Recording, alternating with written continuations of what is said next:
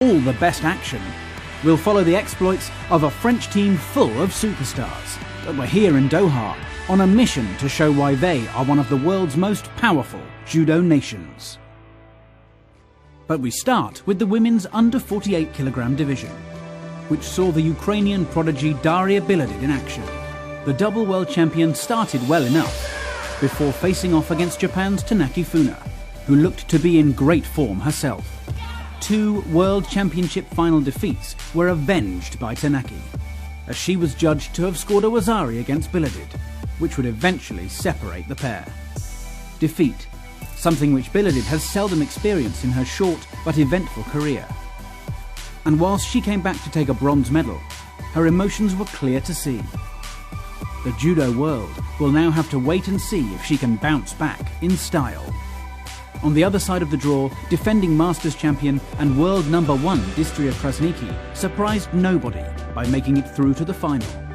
The Kosovan judoka continues to impress and establish herself as one of the strongest in the division. How would she fare against Tanaki in Doha? Your commentator is former world champion Neil Adams. Krasniki has her grip. Look at that strong sleeve grip and that grip underneath. Now then, Uchimata! A Wazari! And Tanaki, well, she felt the danger there. Look at that, she gets the lift, doesn't quite control it, onto the back. But that right arm there, that Saruti hand there, controlling all the way over. Now then, Krasniki has that sleeve grip again, controls the head. Oh, brilliant change of direction, and it's all over. That was a brilliant change of direction there, and Tanaki responded to the Uchimata possibility, and she switches the direction. Look at the slight twitch there, and then she goes the other direction, and Tanaki didn't have an answer. Brilliant stuff there, and Krasniki made that look easy. On hand to award Krasniki with her gold medal was the General Secretary of the Qatar Olympic Committee, Mr. Yassim Rashed Al-Bouinin. Moving across to the lightest male category of under 60 kilograms, a final between South Korea's Kim Won-jin and Yang Yung-wei of Chinese Taipei lay in store. Who would come out on top?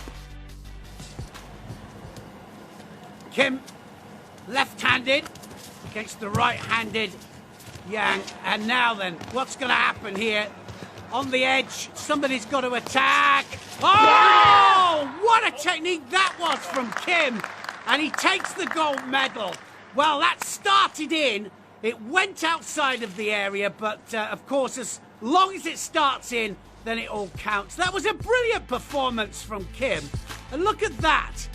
He starts in, doesn't look as if he's going to throw, but comes all the way round there for the Taniotosh. Almost turns into Kosoto, but that was brilliant stuff. He kept control of the upper part of the body, travelled all the way around the body there of Yang, and takes him backwards to score a superb ippon. Controls the midsection, and look at the travel there he gets to place him absolutely cleanly on his back. What an ippon, what a gold medal for Korea. And he celebrates his first ever Masters title. Back in December, the IJF premiered Judo Fest, the first ever online judo festival, a virtual extravaganza, bringing together the brightest minds in judo. Here are some of the highlights. Ladies and gentlemen, welcome to Judo Fest. Thank you so much for joining me, everyone. You know, Melinda, when I sometimes I'm thinking about the Olympics, my heart beats. These are the feelings that you should have. So many amazing things, Ruben. Congratulations. First, let me say, Flavo, you've always been an inspiration for us. Not allowed to just take it and push it down and hold it there, but what I would be able to do is to just catch the wrist here. Will the Olympics in Tokyo, in your opinion, happen? The likelihood is almost a certainty. And we wanted to check in on social media to see what you, the judo family, have been saying. Okay, we hear living legend now Teddy Riner. A surprise entry to the panel, the great Teddy Riner. Teddy, are you with us? Oh. Hi everybody. Oh. Competition is not the top. The doing something, it's more important. En un periodo de entrenamiento bien fuerte. I'm so excited to see Teddy here. I'm very exciting too. If I go now to the Olympic game, I want my gold medal. Welcome to the 2020 Judo Award ceremony during the first ever Judo Fest. And the winner is Flavio Canto, Tato Grigolashvili, Daria Filipin, Sagi Muki. Thank you for everyone. Let's round it out with one last look at that incredible winning ippon from Sagi Muki.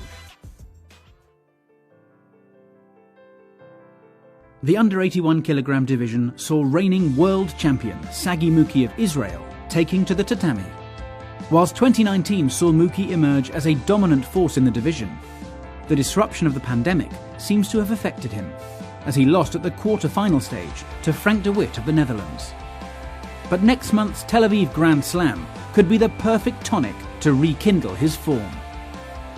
On the opposite side of the draw, the winner of the Rising Star Award from the Judo Fest Awards was in action.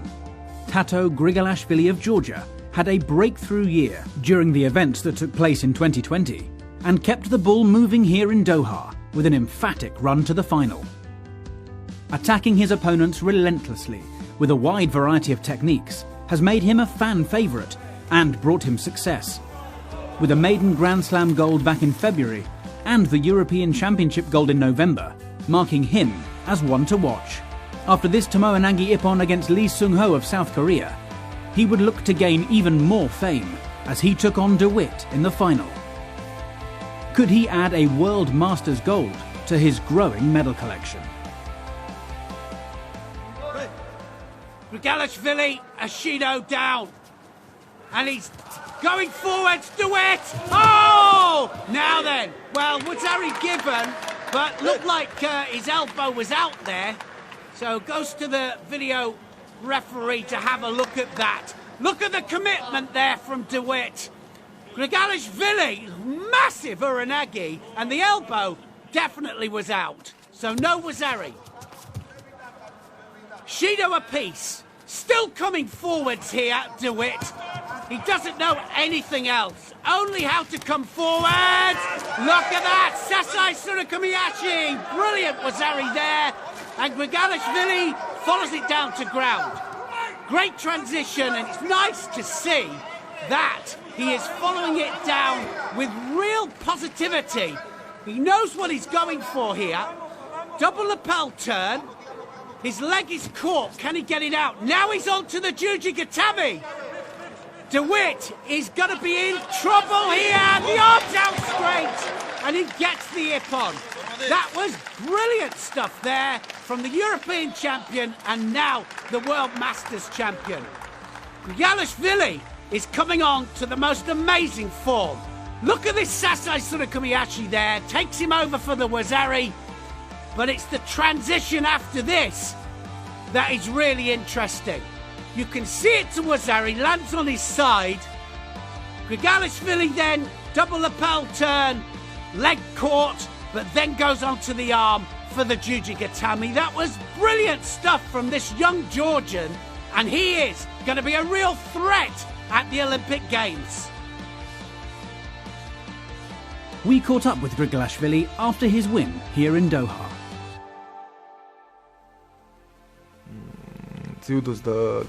I started judo when I was 3 years old after my father took me along.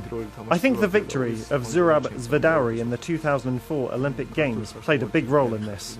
We, Georgians, are a very passionate people, and if we decide to do something, then we always do it with full commitment and to a high level. Last year was a very bad year in sport, and also in life generally. But I think this period helped me to mature. It gave me an opportunity for progress, and we trained very well, and you can see the results. We train to be perfect in a variety of techniques. I want to be as strong with ground techniques as I am in standing techniques. We have been training hard, and we came to this competition, as we do with all competitions, looking only for gold. For me, when I come to a tournament, I am always focused and fight until the desired result. This result still hasn't sunk in, But I know that this is one of the most important and prestigious events. We've been preparing very well for this competition and planned for this good result, which we've delivered. This is a big motivation for me, and also for my future plans and aims. Step by step, we will reach these goals too. I want to make history as Tato Grigulashvili and become several times world, European and Olympic champion. I would like to write my own history in judo.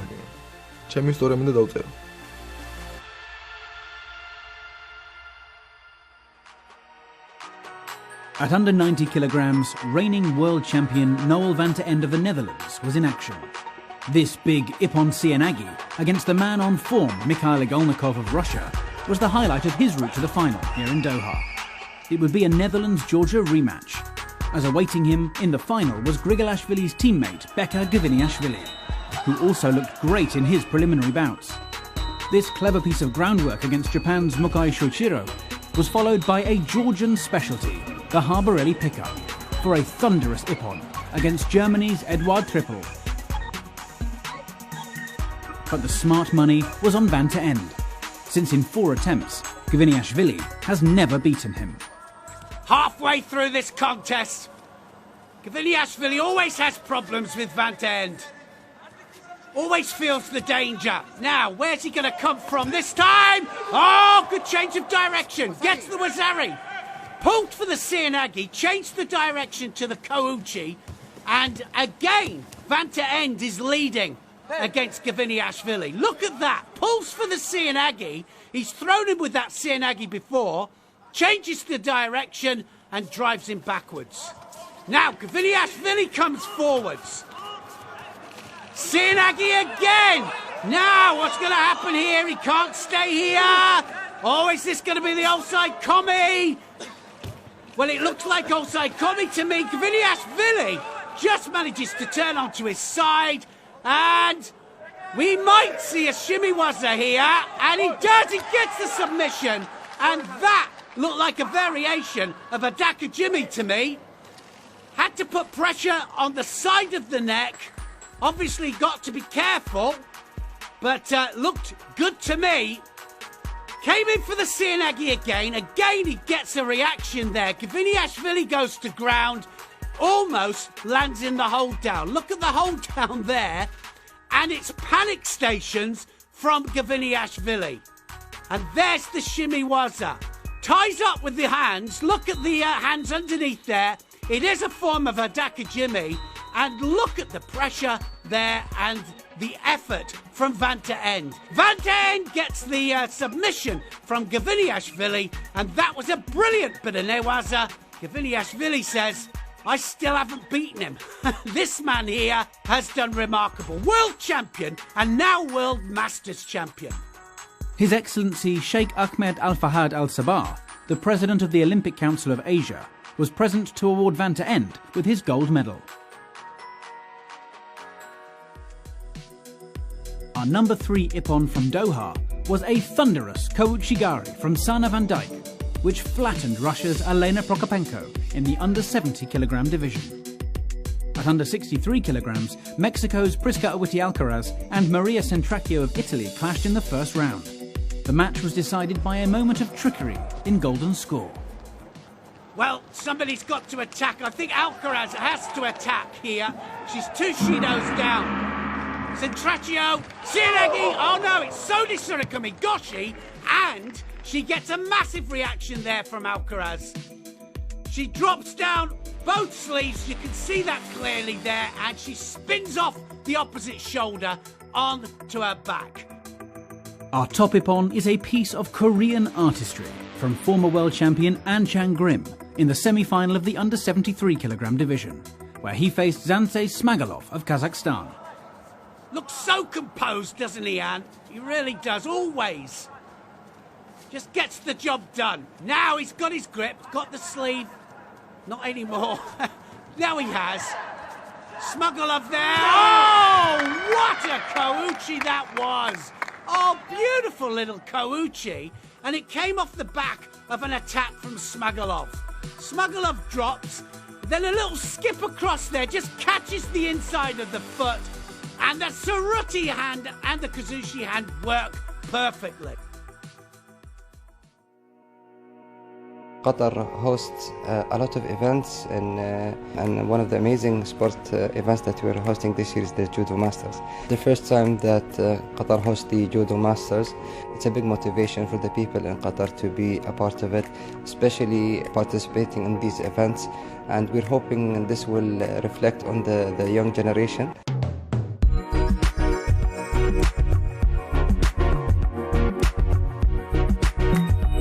The Lusail Sport Complex is really a beautiful sporting venue, and personally, even I do always say, every time I come here, it's like the first time I come. That's how amazing it is.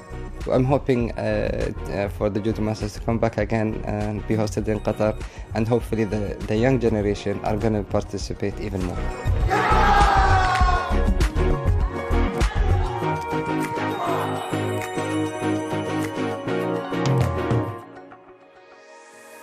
The first of a veritable gold medal haul for France came at under 52 kilograms, where Amandine Bouchard defeated former world champion Shishimi Ai of Japan in the final. Up one weight at under 57 kilograms, Japan were avenged when Yoshida Tsukasa turned Sarah Leone Suzuki onto her back before freeing her own leg in order to secure a pin. 20 seconds later, the gold medal was hers. And Japan were also on top at under 70 kilograms, where Ono Yoko was in great form. With this big Uchimata, the highlight of her path to the final. There she managed to pin Medina Tamiazova, scoring Ippon by immobilizing the Russian to become World Masters champion. A great day's work for Ono. World champion Madeleine Malonga of France looked great at under 78 kilograms, as she stormed her way to a World Championship final rematch with Hamada Shori, who also produced great judo during the day. With this Ouchigari against Hoesje Steenhuis of the Netherlands, a standout moment. A Wazari inside the first 30 seconds of their final would be enough to leave Malonga in the ascendancy, on top of the podium, as she once again reasserted her growing dominance in the division.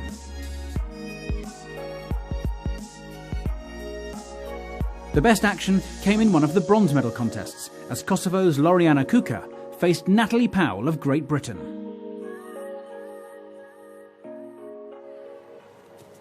Kuka has that grip over the top, and now tries for the Osoto there, goes over the top again.